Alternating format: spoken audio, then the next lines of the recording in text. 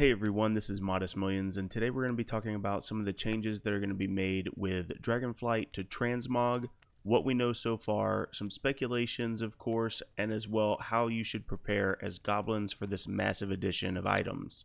If you're new to the channel, make sure that you subscribe and come join the Discord for more gold guides, and let's go.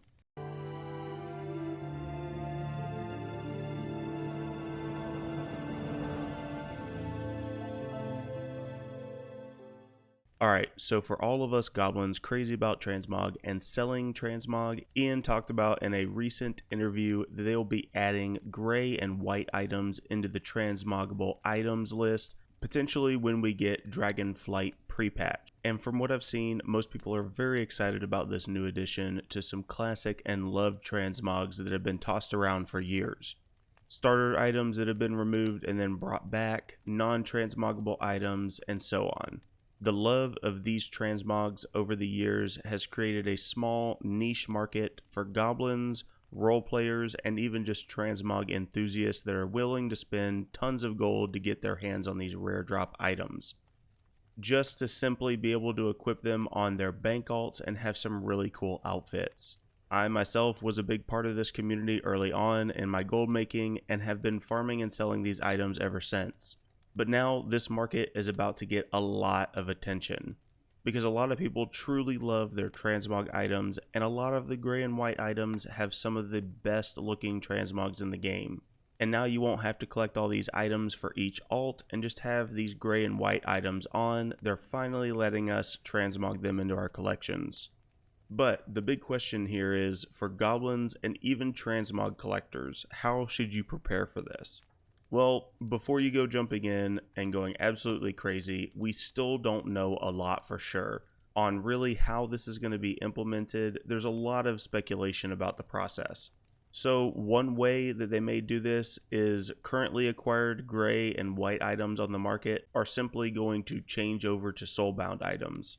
Or they could also do it where the gray and white items already acquired stay the same and only newly acquired items will be soulbound or be able to be transmogged. I would highly recommend not breaking the bank investing in these items until we know for sure how this is going to be implemented, because there are so many different ways. But here are some of the ways that I think that they could potentially implement. I think that they're simply going to change all gray and white items to transmogable items and do it for all of the already acquired items as well as new drops. And I think they're going to implement it this way simply because a lot of the people that already have old gray and white transmog items from holidays won't have to go out and get them again. But we'll have to wait and see. I'll be interested to see your speculations and how you think they're going to implement the changes, so let me know in the comments below. With these changes, either way, this is going to make large parts of the transmog market that have now been niche up until this moment huge, and in my opinion opens up some great transmog combinations and some really unique items for us to start farming and getting on the market. Personally, my plan is if I find unique gray and white items, I'm just going to bank them, and if they're really cheap, I may still grab them on the market and then risk the loss on those items. Worst case scenario, they make them soulbound and I can just add them to my personal collection.